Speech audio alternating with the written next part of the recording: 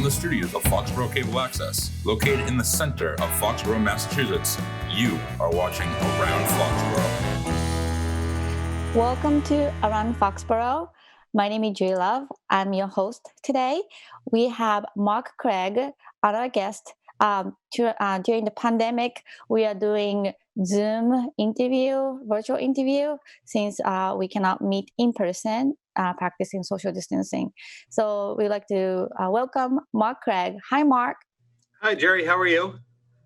Good. How are you doing? The best I can, I think, under the circumstances. Yes. So would you please tell our audience what is going on at the senior center during this coronavirus pandemic? Sure. So for those who don't know me, my name is Marc Craig. I'm the Director of Human Services for the town of Foxboro.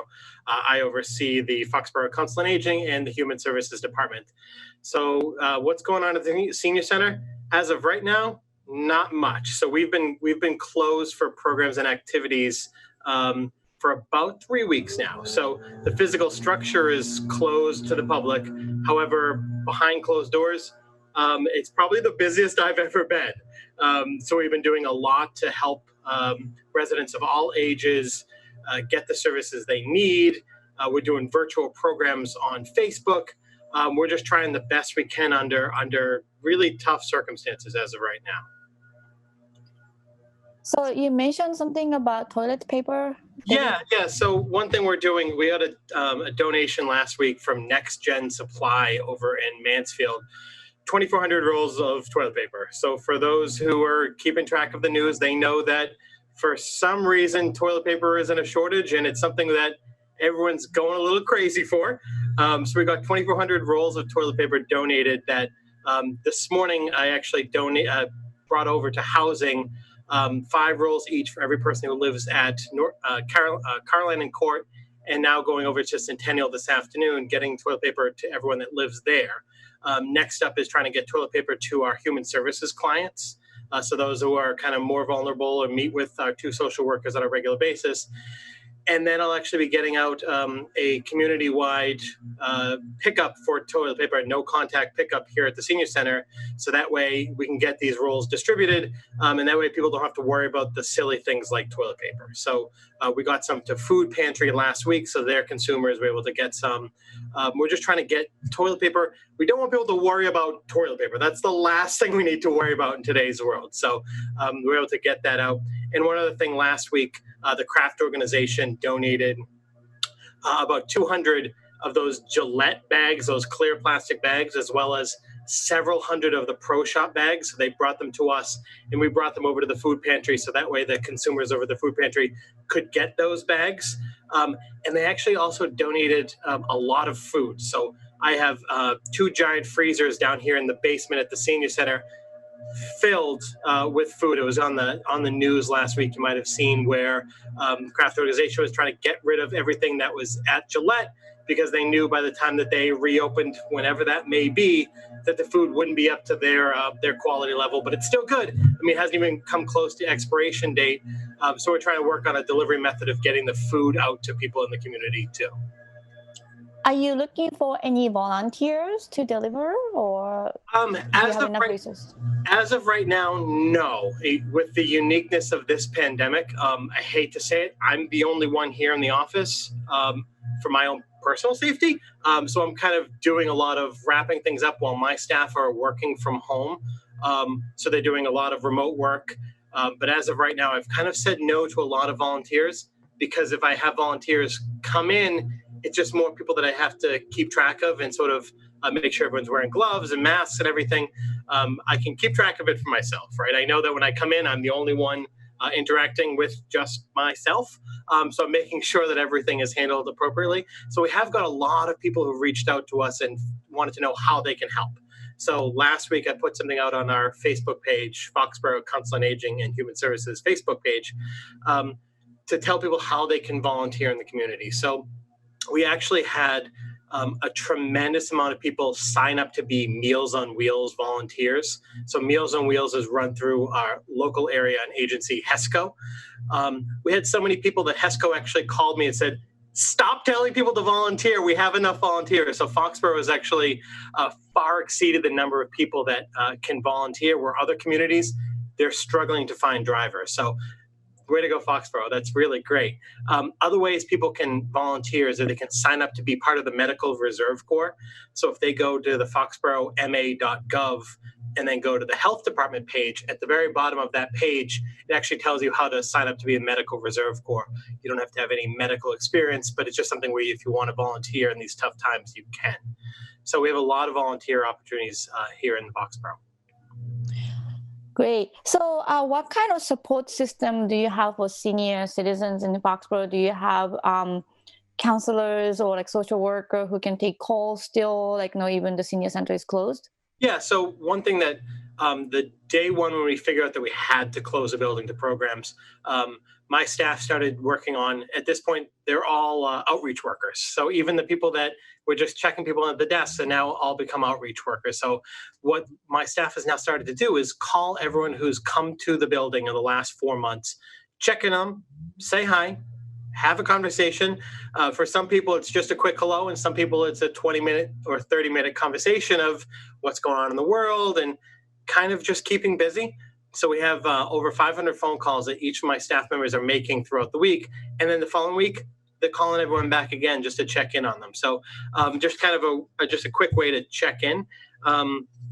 So we have that, and there's other resources that people can actually have access to. So the most important thing, I think if anyone has any questions on what to do or just sort of questions about anything, make sure you dial that *211 so you can get answers into what any sort of question that you have. But if anyone has questions about Foxborough Food Pantry or discretionary fund, they can email foxboroughfood@gmail.com, which is the best contact as of right now. If someone's looking to be a Meals on Wheels consumer, they can call HESCO directly, 781-784-4944. Or if someone might have trouble filling out the application, they can call here at the Senior Center, and one of the social workers will definitely help them too. And the phone number here is 508-543-1234. And then other things going on. Let me get this right. Actually, that's it for right now. So, yeah. Wonderful. I really appreciate your staff making sure everybody's okay by phone call. I'm sure it means a lot to all the senior citizens in the town, and then it's a lot of work. But at the same time, I think the phone call is so much better than email or just mass email. I think you are doing an amazing job getting in touch with people. Yeah, thank you so much. So that was, I wanted to make sure that my staff also felt fulfilled in what they were doing every day. But I knew they couldn't come to work. So I knew that they would have this feeling of want to have that connection with the people who come to this building the most. So they're doing that. And what I'm doing from here is I feel a little bit like I'm a producer of a Facebook Live at this point. So we're doing 5 days a week of Facebook programs, virtual programs. We're doing a Reverse the Aging class on Mondays, which is Steve Avellino. On Tuesdays, we're doing a Zumba class. On Fridays, we're doing a yoga class. On Wednesdays, I'm just doing a simple stop and chat where we're kind of just talking for 40 minutes about anything, really anything in the world, but besides the one thing that we don't want to talk about. And then I'm going live. I did a live video the other day of just a walk around the common where I had 1,500 people watch it at some point. And then over the weekend, I did a quick video from I live in Falmouth, so I did a video from my house and then kind of walked down to the beach and had 400 people watch that too. So I'm trying to make it people, even though they're stuck inside, feel like they're not so isolated. And we're getting more and more people actually subscribe to our Facebook page because they want to join a Zumba class, which is really cool. That's awesome. So you said you mentioned about bingo too, that you're doing bingo on Facebook? Yeah. How does it work? So I knew not everyone was technologically savvy. So 3 weeks ago, I sent a letter out to anyone who'd been in the building over the last few months with a bingo card. And I don't have any right here. I'm sorry. So I sent everyone a bingo card, and they can call in every day, every weekday at 1:30. And we're doing a conference call bingo where people just listen on the phone. And I'm actually broadcasting it over Facebook too.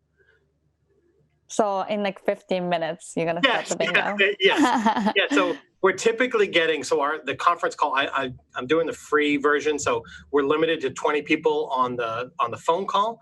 But obviously, unlimited amount of people can watch on Facebook. I think normally we're getting 5 or 6 on Facebook, but the conference call when people are actually calling in is filling up every single day. So I actually, before we started, I had to start the conference call to make sure I could get in. So if we go a little bit long, I want to make sure that I can get in. Otherwise, people are going to be sitting there listening to nothing. So as of right now, we're about 15 minutes away, and I already have 2 people just sort of sitting and waiting, and they can actually hear this right now. They're listening to me. Wow, you're becoming very famous. You're viral. Maybe. Yes. So let's shift our conversation from the coronavirus pandemic to regular activities that you have. I know you had a wonderful senior Olympic for the first year at the Gillette Stadium. And then, of course, if when this ends and then when we can get to normal life, then you're planning to do the senior Olympic, correct? Yeah, so I'm sort of just full steam ahead. So I'm planning for our Senior Olympics. We did it last year, as you said, and it was a great opportunity for people to come out and try new things. We had over 100 seniors participate. I've been doing this for a number of years in the previous community that I served, and this year we had planned it again. So it's going to take place the first week of June. So we're a few weeks out. So I think that we're still good as of right now's current news report. So it's a week-long activity where people can participate in whatever events they would like to. So for someone who's more active, they can do a 1-mile walk, a 2-mile walk, a half-mile walk. We have darts, we have bowling, bocce, we have cornhole, long jump, softball throw, and we're actually adding in Scrabble. So after last year, I had a lot of people say they really love to participate, but they're not as active as they once were. But mentally, they're there. So they said we could do a Scrabble tournament, and so we're doing that one day too. So this is the first time I've actually done this over the last 8 years I've been doing Senior Olympics. So it's a lot of fun. It's a whole week. People can participate in one activity or all of them if they'd like. We do a medals, so I have medals ready. So people participate in their own age category. So I don't have a 61-year-old competing against an 89-year-old, but it's 60 to 69, 70 to 79, 80 to 89, and then 90 plus. And you compete in your own gender. So not male versus male, female versus female. And it ends up being a lot of fun. Some people get in that real competitive spirit, and some people just do it because they want to have fun with their friends. So I'm crossing my fingers with this one that we're going to be able to do this beginning of June. If we get to that point and we might need to reschedule, I'll reschedule. But as of right now, we're scheduled for that first week of June.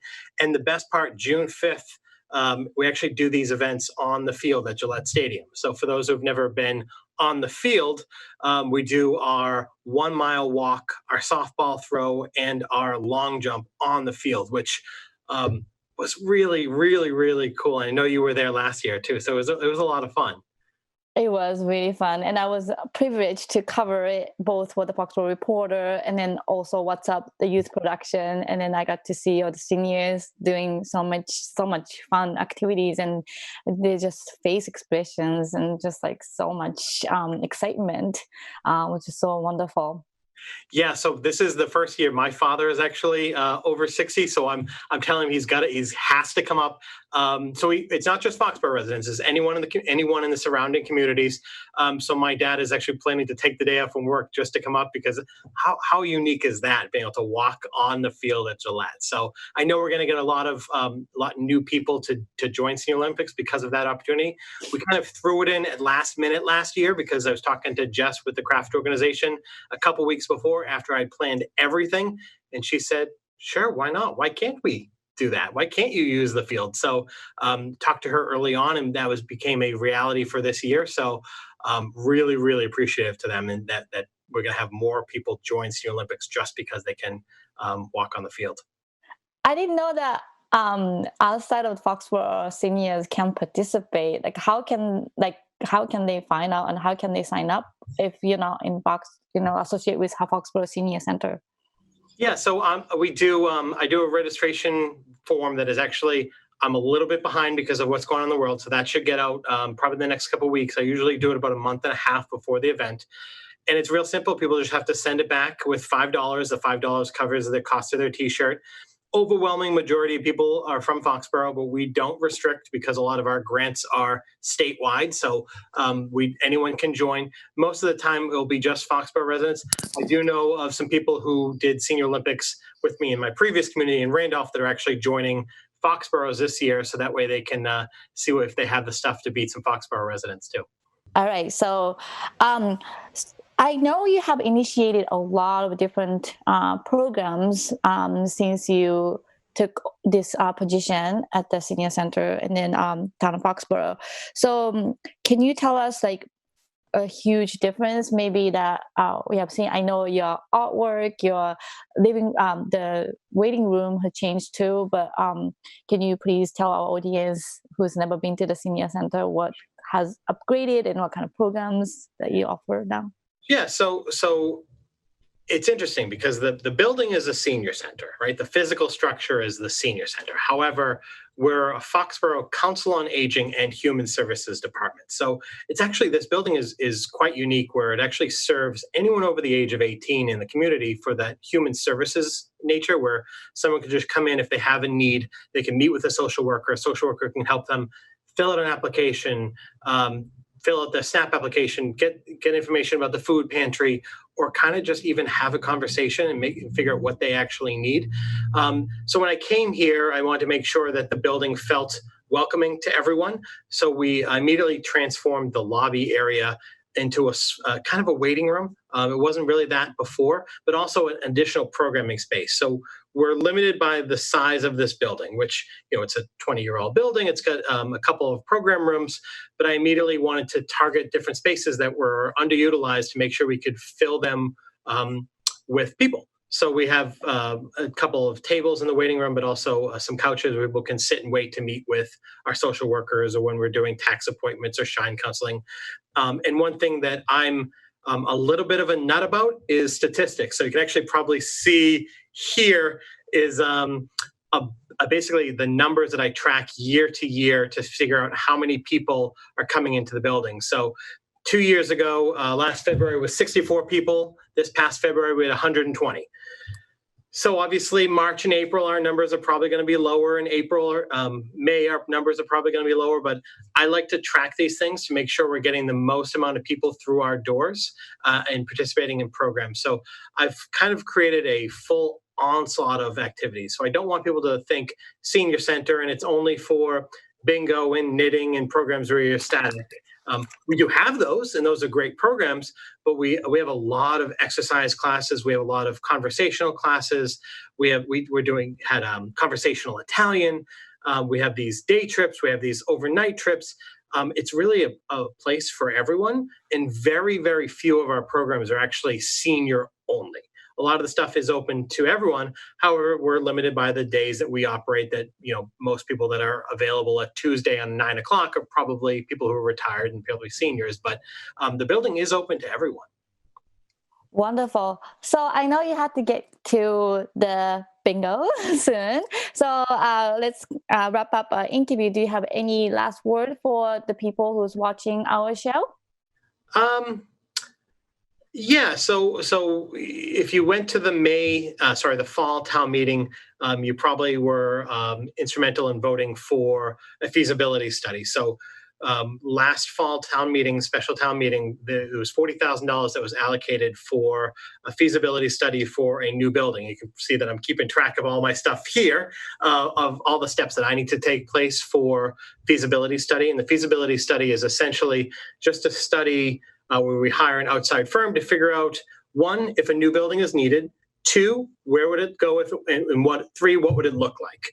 So I've had conversations with the recreation department and the board of rec, and also some members of the community, because they're starting to talk about, is this a community center related building? Is this just a senior only facility? And this is what I did in the previous community. So this is something that I'm very familiar with. But I know a lot of people are still asking that they want to make sure that that's still on track. So we're a little bit slower than I'd like. We're going to start this up probably up in June with a 6-month study. And I hope that the community, once we announce these public meetings, the community gets involved, because this is what people want to see in a new building. Really starts in the beginning stages of this process. So if someone says that they want to see a maker studio where someone can come in and use a 3D printer, if someone says that in one of our June meetings, and 5, 6, 7, 8 years later when we build a building, that type of thing will be in the building because someone has actually made that suggestion. So we have a lot to do. This space is nice, but I know we'll outgrow this very quickly. Seniors are actually the largest demographic in this community. And in the next few years, it's actually projected to rise 38%. So we're getting more and more seniors into our community. And I'm already preparing for 10 years down the road when Gen Xers are going to be seniors. So I'm getting ready for that next group of seniors already. But I know that's a lot of information really for this show right today, but a lot of people were asking me about it. So for those who are interested in getting involved, please email me, mcraig@foxboroma.gov. If you have suggestions, comments, questions, concerns, I take feedback really well. So please reach out to me with any comments. Wonderful. Well, thank you very much for being our show Around the Foxborough, Marc. And we have Michael Weber, our executive director, and then Paul Beck as our director. And any shows that you have missed, you can go to fcatv.org and then click on Around Foxborough. Thank you, everyone, for watching. See you next time. Bye. Thank you.